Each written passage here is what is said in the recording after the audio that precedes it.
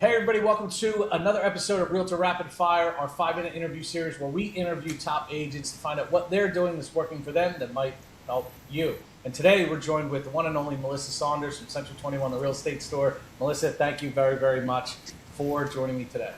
Thanks, Ken. And as everybody can see, it's now Melissa Saunders Ward. Melissa, see, I just finished one and I used her maiden name too.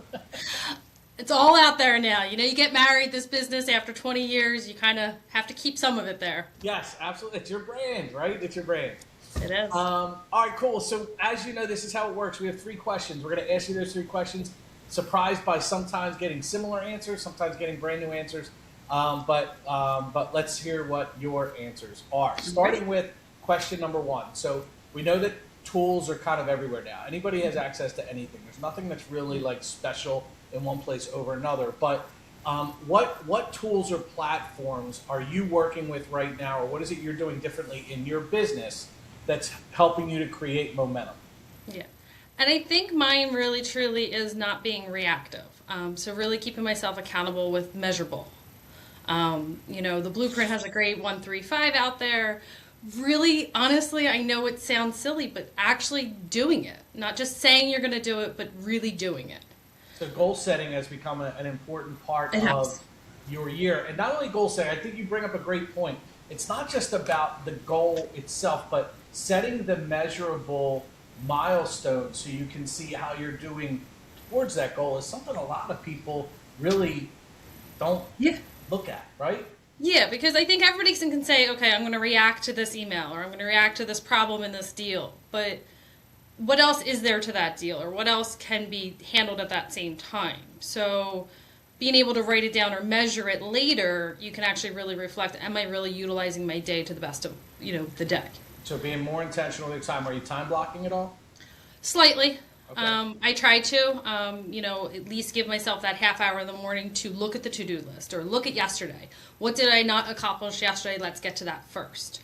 Because there's always something that we didn't get to, whether it be marketing, whether it be, there was a dumpster fire yesterday, for the lack of better words, on a deal. So that had to get your attention. But what else didn't you get to that might help you next month or 3 months from now as far as marketing or, client relations? Gotcha. Cool. All right, question number 2. It really has to do with communication. So what are some changes you've made to your communication, whether it's your communication style, communication system, or what have you, a platform? What have you changed in your communication that's helped, deepen the trust you have, your clients have with you, or created, a smoother transaction? Yeah. I like to call it Touch Base Tuesday. Mondays are great. Everybody gets started. You get your to-do list for the week.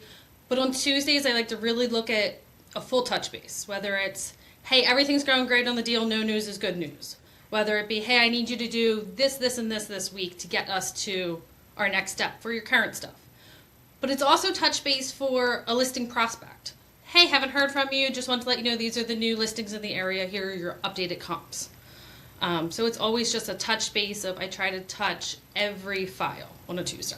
You know what I love about that, and this is an underrated benefit to doing, because in our business we do similar, where every Tuesday, every Wednesday, if you're a loan officer on your game, you're reaching out to your referral partners, you're reaching out to the buyer agent, listing agent, and the buyer to say, hey, here's where we are. And you're right, sometimes we don't have anything to report, right? No. But What I've found is that by being consistent on that Touch Base Tuesday, live TV, folks. Live TV.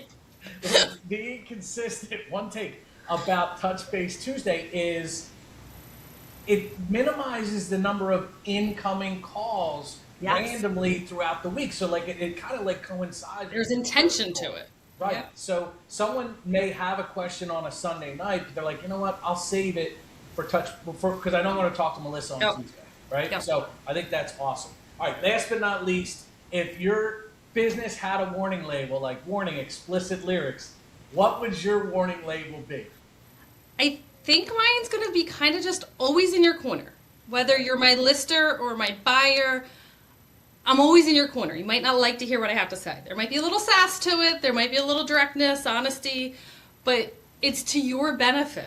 Like if that bathroom is purple, that buyer does not want to repaint a bathroom on day one. Yes. We're going to update that bathroom. You know, they say there's a difference between nice and being kind, right? Yeah. Like, being nice is, oh, I don't want to tell this person they have spinach in their teeth because that might upset them. Being kind is saying, like, yo, you got spinach in your teeth. Sorry, this might be awkward for 30 seconds, but... Right, and I get that. I think that's a great answer because as an agent, sometimes you have to, for their good, for their own good, you have to let them know what is true and what is not true. So those are great answers. Well, thank you very much for joining us today. Ben. I really appreciate it. Hopefully you'll be willing to join us again. Absolutely appreciate it.